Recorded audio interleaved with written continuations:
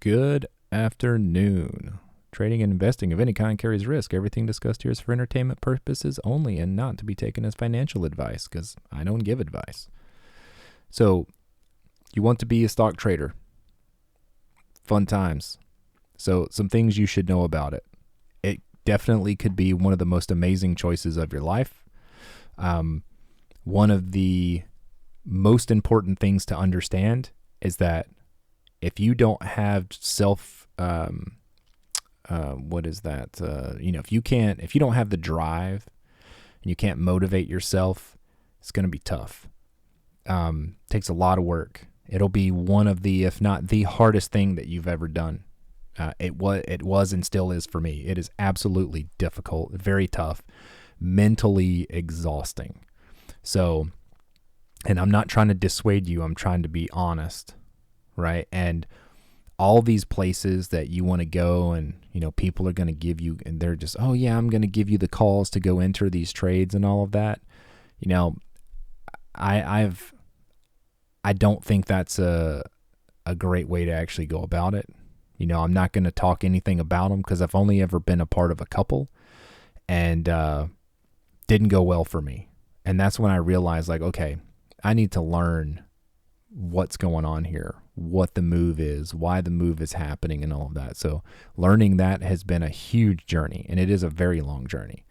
So for me to become somewhat consistent probably took about 2 years, but we're talking 2 years of me sitting and, that being my main focus, or at least my side hustle.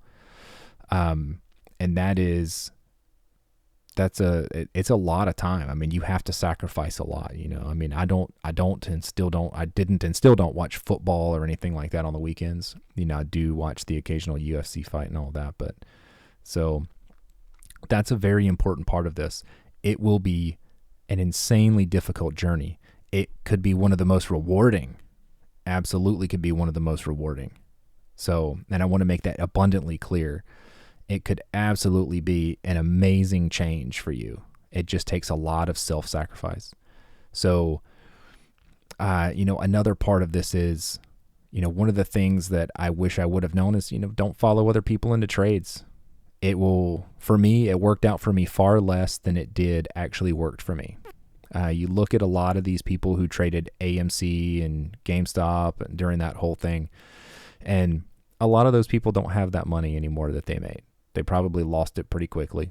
I mean, I could talk to you about a handful of people that I've talked to that not only lost it, but they actually lost way more because they held, and they just held it all the way back down to the bottom. And when you buy something at $100 and you put a lot of money into it, and it's relative for different people what a lot of money is, but and you think it's gonna go back up or keep going up, and it just goes all the way back down to like $50, and you lost half of what you put in, and then you sell it, or I could go on about this. It could become a disaster. So, following people into trades is not necessarily a good idea. I've never been a part of a situation where that's ever worked out more than it's not worked out for me. So because you don't understand what's going on, you hesitate, there's just so many things to it. Another thing is, like, when I started learning to do this and I felt like, okay, I kind of get the basics. The next part is figuring out what your setup looks like. How many screens do you need? And, you have all this screen envy, right? I've got screens all around me, and I use pretty much all of them. Sometimes there's one that I don't use, but it's there in case I need to throw some additional info up. And I could give you my exact setup, but chances are it's not going to work for you because you don't know how to use it, right? And I could even explain to you how I use it, but it's still not going to work for you because you don't understand half the things, right? It takes time to learn all of that stuff. And the way that I trade probably doesn't fit a lot of different people. I really like to find divergence, and then I like to play divergence with different moves. That's one of the strategies that I like to use, but divergence isn't a for sure thing when you see it. So yeah, that's another piece. I would say before you really got into anything, you'd want to understand candle patterns. You want to understand candlesticks and patterns and what those look like, what they are, why you should use them. And if don't listen to anything on Twitter. I don't even look at Twitter. So when I do stock trading, I don't even look at Twitter because I don't need someone putting an idea in my head that something's going to run, because it will jack with you. It'll mess with you. So, so don't follow people into trades. Don't listen to people on Twitter. Take the time to fully learn and understand everything. Paper trade. Find an application. Interactive Brokers is the one I would probably recommend. The charting and all that's a bit ugly. I use TradingView for charting and then Interactive Brokers for trading. But I would say, who is another one? TOS. Thinkorswim is another one, but their capabilities for shorting isn't really that good. So anyway, paper trade. Don't lose real money. Please don't do that, because you will pay just as much tuition to the stock market as you would to go to college if you try to start trading with real money. So, and that takes me to my next thing. Treat it like you're changing careers. So this needs to be, it needs to be your full-time job, or it needs to be a side hustle. If you've got enough money set back to take a year off and actually just focus on this, good on you. Maybe do that.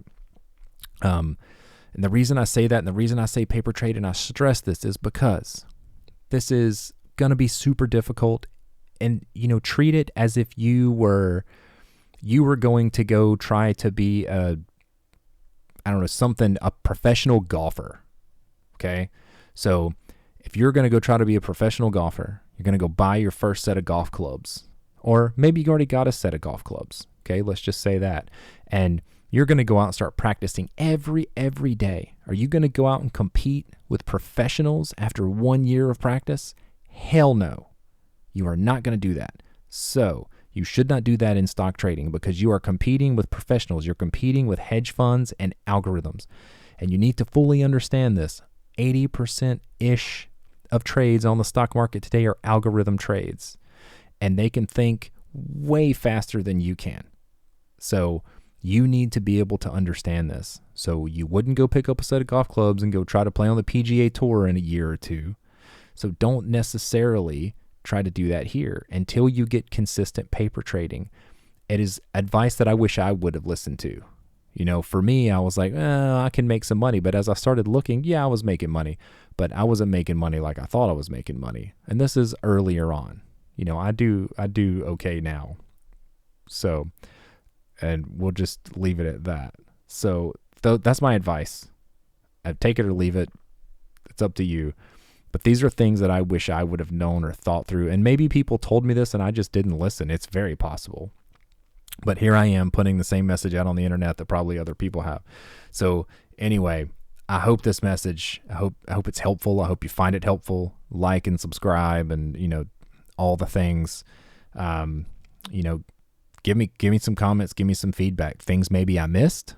What did I miss? What is something that you might have learned, or that you had to learn the hard way, that, you want to, share some advice with other people. So, let me know.